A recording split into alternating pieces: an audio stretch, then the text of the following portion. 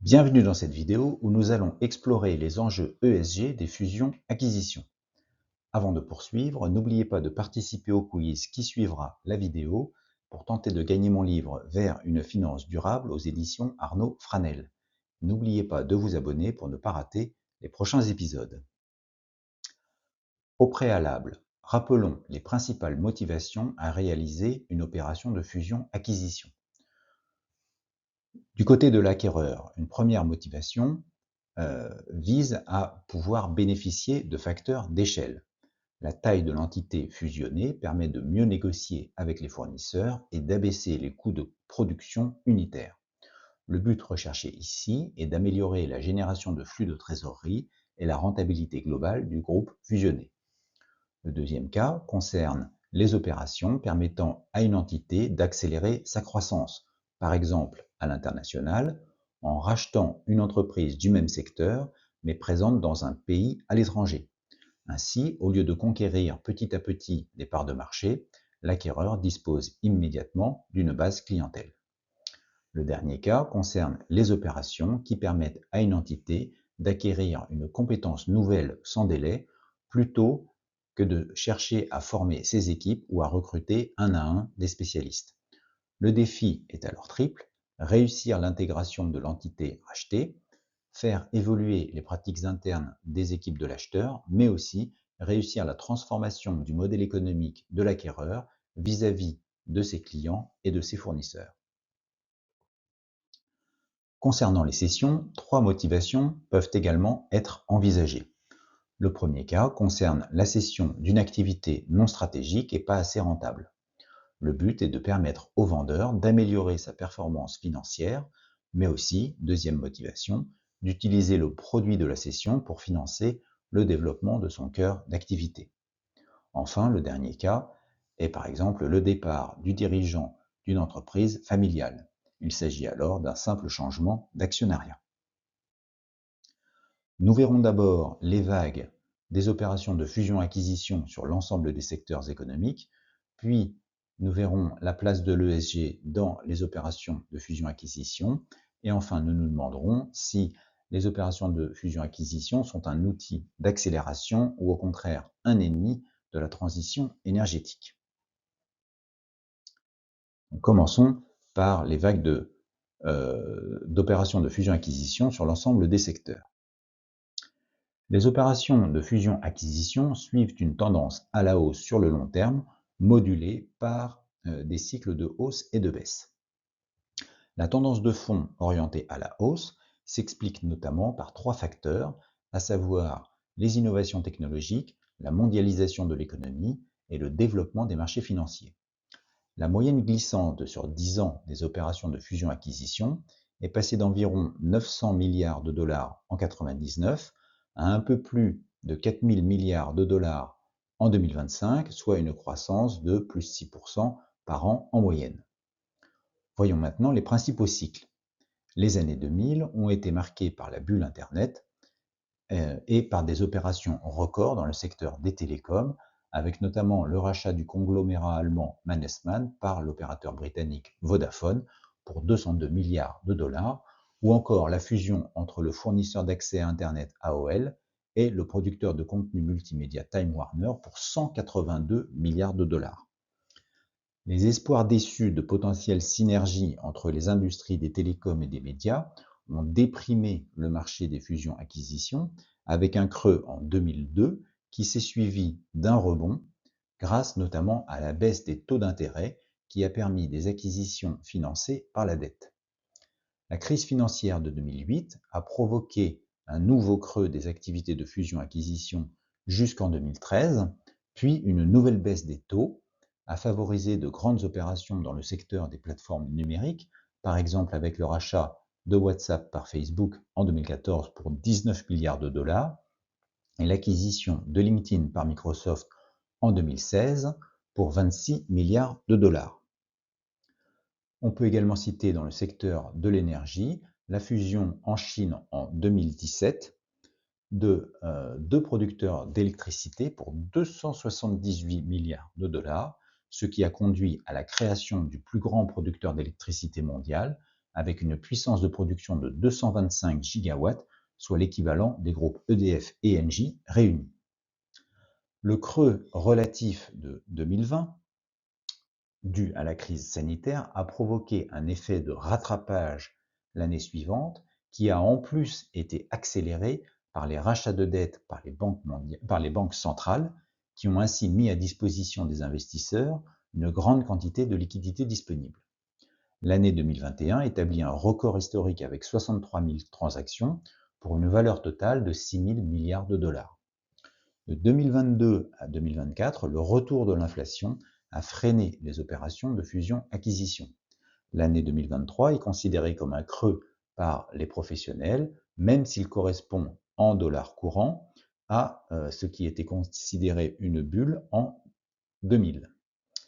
L'année 2025 marque un rebond, constituant le deuxième record historique des opérations de fusion-acquisition, avec une prédominance des grandes opérations supérieures à 5 milliards de dollars, dans le secteur des médias et du numérique notamment. On peut citer par exemple le rachat pour 32 milliards de dollars par Alphabet de la start-up israélienne Wiz, spécialisée dans la cybersécurité des plateformes de cloud computing. Dans cette partie, on va maintenant se demander quelle est la place et le poids accordés aux enjeux environnementaux, sociaux et de gouvernance dans les opérations de fusion-acquisition. Dans les opérations de fusion-acquisition, on distingue les offres sollicitées et les offres non sollicitées. On prendra ici le cas d'une opération sollicitée, car ce type d'opération nécessite la préparation en amont d'un audit qui va avoir une influence sur le prix final de la transaction, notamment lorsqu'il intègre des considérations ESG. Le processus de vente dure au moins 4 mois et suit les étapes suivantes. Tout d'abord, l'entreprise cédante transmet un descriptif de ses activités à une liste d'acquéreurs potentiels sélectionnés par la banque d'affaires. Deuxième étape, le candidat acquéreur transmet une lettre d'intérêt, Letter of Interest ou LOI, qui consiste en une proposition succincte et non engageante sur un prix indicatif, mais aussi sur un projet d'intégration et de développement. La lettre d'intérêt précise généralement des clauses suspensives qui viendraient annuler la transaction. Par exemple, l'acquéreur peut exiger que l'entreprise cédante obtienne une certification de conformité à une norme particulière avant la conclusion de l'accord. Troisième étape, si l'entreprise cédante présélectionne l'acquéreur, elle lui donne accès à une data room électronique qui rassemble des informations détaillées et confidentielles, notamment tous les contrats importants ainsi que des données sur l'activité. L'entreprise cédante fournit également un rapport d'audit mené en amont du processus, le Vendor Due Diligence ou VDD. Cet audit, mené par un organisme tiers, est une étape indispensable de la validation de la transaction. L'audit vise à identifier et à quantifier les risques internes et externes de l'entreprise sur les aspects comptables, juridiques, mais aussi environnementaux, sociaux et de gouvernance. Il s'agit ici d'éviter que la vente, mais aussi l'intégration au sein de l'acquéreur se solde par un échec, comme c'est le cas dans 60% des opérations. Quatrième étape, sur la base de ces informations, l'acquéreur entame un cycle d'entretien avec les dirigeants de l'entreprise, voire avec des parties prenantes, sous couvert d'accords de confidentialité. Cinquième étape, l'entreprise cédante fournit ensuite une trame de contrat, Sell and Purchase Agreement, qui peut comprendre des clauses ESG. Sixième étape, les négociations portent principalement sur l'ajustement du prix, compte tenu des informations mises à disposition et d'éventuelles offres concurrentes. Des clauses sont également négociées pour sécuriser la valeur effective des actifs nets des dettes. Les passifs sociaux et environnementaux peuvent être pris en compte de façon à les préserver. Et dernière étape, l'accord est scellé. En prenant en compte les critères ESG, les critères ESG influencent la valorisation des opérations de transaction de fusion-acquisition. En effet, 73% des entreprises et fonds d'investissement se déclarent prêts à payer une prime de 3 à 6% pour acquérir des actifs présentant un profil ESG élevé, selon une enquête réalisée en 2024 par les consultants Deloitte auprès de 165 responsables de fusion-acquisition de la région Europe et Moyen-Orient. Dans le cas inverse, 60% des organisations, entreprises ou fonds d'investissement, déclarent appliquer une décote de 3 à 6% aux acquisitions ayant un mauvais profil ESG. Pour autant, les consultants Deloitte estiment qu'il reste complexe de quantifier les risques et opportunités ESG du fait de la masse croissante de données non comparables et par un cadre réglementaire et normatif toujours en cours de structuration. Terminons avec la question, les opérations de fusion-acquisition sont-elles un accélérateur ou un ennemi de la transition énergétique? On peut distinguer deux grands types d'opérations de fusion-acquisition. Tout d'abord, les acquisitions qui consistent à mettre en commun les actionnariats et à fusionner les activités opérationnelles des deux entités. Et deuxième catégorie, les opérations d'acquisition pure qui consistent à changer le contrôle actionnarial de l'entité rachetée, soit par une entreprise qui deviendra alors sa maison mère, soit par un fonds d'investissement. Dans la première catégorie, le rapprochement de deux entités similaires en termes d'activité permet d'aboutir à une entreprise fusionnée de taille plus importante qui bénéficie alors de facteurs d'échelle et de coûts unitaires plus faibles. C'est le cas dans les activités pétrolières, avec par exemple la fusion entre Exxon et Mobil Corp en 99-2000 pour 85 milliards de dollars, ce qui a conduit à la création de la plus grande major pétrolière privée au monde. Mais on peut retrouver ce schéma de fusion actionnariale et opérationnelle dans le secteur des énergies renouvelables. Et dans ce dernier cas, un autre intérêt à la fusion est de permettre à l'entité fusionnée de répondre à de grands appels d'offres de fourniture d'électricité à des entreprises, par exemple avec via les contrats de Power Purchase Agreement. Dans la deuxième catégorie, seul l'actionnariat de l'entité ENR change. Dans ce cas précis, l'entité ENR peut être une simple filiale d'une maison mère non ENR, comme c'est le cas du producteur de panneaux photovoltaïques SunPower, racheté par Total en 2011 à hauteur de 60% des capitaux propres. Ce type d'opération de diversification ne développe pas en soi de synergie et s'apparente à l'achat d'une option sur une nouvelle activité qui pourrait prendre de l'ampleur à l'avenir, Total ne souhaitant pas rater l'opportunité de l'essor de l'énergie photovoltaïque. Mais il se peut aussi que cette opération consiste en une intégration verticale entre un constructeur automobile et un fabricant de batteries électriques. Par exemple, General Motors a annoncé en 2023 l'acquisition d'une participation à hauteur de 650 millions de dollars dans la société minière Lithium Americas pour développer des batteries pour véhicules électriques. Enfin, dans le dernier cas, un producteur d'énergie renouvelable peut se faire racheter par un fonds d'investissement spécialisé dans les entreprises non cotées en bourse. On parle ici des fonds de private equity. Ces investisseurs restent au capital pour une durée limitée, par exemple à 5 ans. Ils jouent un rôle actif dans la gouvernance, dans le but d'accélérer le développement de l'entreprise. Dans le secteur de la production photovoltaïque, les fusions entre opérateurs ont représenté 45% des, 45% des opérations en France entre 2019 et 2022, les rachats par une entreprise hors secteur ENR environ 15%, et les rachats par des fonds de private equity environ 40%. En Espagne et en Allemagne, où le marché du solaire est plus avancé, les fonds de private equity représentent plus de la moitié des transactions. Voyons sur un exemple quelle peut être l'efficacité des fonds d'investissement du private equity sur le groupe français Reden. Reden est un producteur indépendant d'électricité photovoltaïque fondé en 2008 qui possède une usine de production de panneaux photovoltaïques basée dans le Lot-et-Garonne à Roquefort. Reden vend ses panneaux solaires en France, mais également dans 8 autres pays européens et sur le continent américain. Reden est racheté en 2017 par les fonds français Infravia et Eurazeo pour 570 millions d'euros. En 5 ans, la capacité installée de Reden a été multipliée par près de 8, passant de 100 MW environ en 2017 à 760 environ en 2022.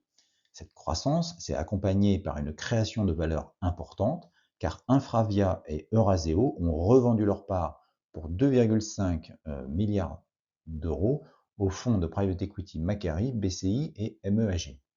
Le taux de rentabilité interne de l'opération atteint 42% par an et les activités opérationnelles ont vu leur performance s'améliorer avec des bénéfices multipliés par 4 sur la période.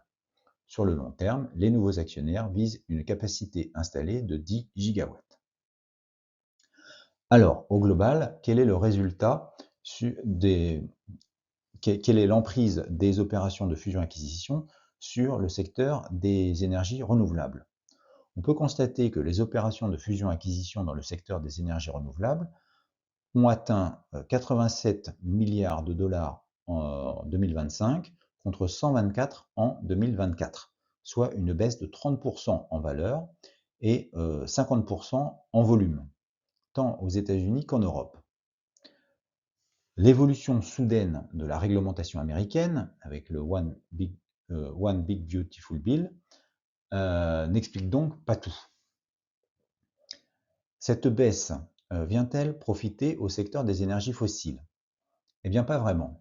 En effet, les opérations de fusion-acquisition dans le secteur des énergies fossiles a lui aussi baissé de 20 milliards de dollars entre 2024 et 2025, dont environ 15 milliards de dollars aux États-Unis.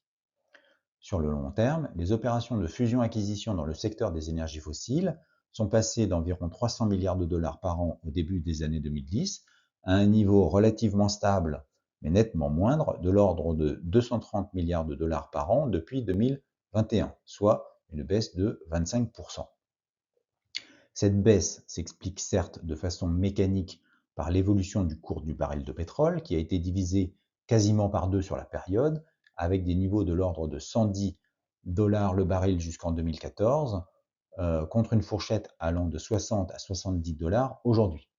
Mais on peut supputer aussi que le secteur des énergies fossiles est déjà très concentré, si bien qu'il ne resterait plus de place que pour les méga opérations, comme celle entre ExxonMobil et Pioneer Natural Resources en 2023 pour 60 milliards de dollars, ou encore la fusion entre Chevron et Hess pour 53 milliards de dollars la même année.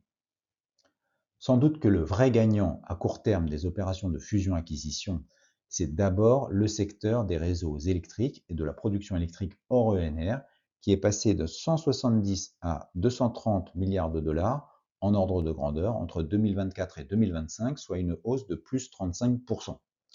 Les investisseurs semblent avoir compris la nécessité d'avoir une vision plus holistique et plus intégrée des réseaux électriques en offrant un mix énergétique résilient et flexible par rapport aux évolutions de la demande, notamment des centres de données. Les centrales à gaz en soutien aux énergies renouvelables apparaît comme une solution fonctionnelle et transitoire en attendant la généralisation de systèmes hybrides d'énergie renouvelable combinés à des batteries ou à d'autres systèmes de stockage d'énergie. Enfin et surtout, le marché des fusions-acquisitions n'est pas l'alpha et l'oméga de la santé d'un secteur économique. Les énergies renouvelables ont continué à se développer en 2025 avec un record d'investissement estimé à un peu plus de 750 milliards de dollars en 2025 par l'Agence internationale de l'énergie. Et la puissance nouvellement installée est très probablement supérieure encore en 2025 à celle de 2024, avec plus de 450 gigawatts pour le solaire et 150 gigawatts pour l'éolien en ordre de grandeur. C'est autant de projets nouveaux, de projets Greenfield, qui alimenteront le pipeline des opérations de fusion-acquisition de demain. En conclusion, le marché des opérations de fusion-acquisition est cyclique, largement dépendant des conditions macroéconomiques et financières. Les facteurs ESG sont de plus en plus pris en compte dans l'évaluation préalable à une opération et se traduisent par une prime pour les cibles ESG et une décote pour les cibles non ESG. Dans le secteur des énergies renouvelables, les opérations de fusion-acquisition sont encore assez faibles et restent inférieures à celles du secteur des énergies fossiles. Toutefois, la croissance de la consommation électrique à l'échelle mondiale et la maturité croissante des technologies de production hybride d'électricité renouvelable combinés à des systèmes de stockage d'énergie, devraient favoriser à terme un mix énergétique largement décarboné. Les opérations de fusion-acquisition ne suffisent pas à déterminer l'état de santé d'un secteur économique. D'ailleurs, les investissements et les déploiements d'installations électriques renouvelables n'ont jamais été aussi élevés.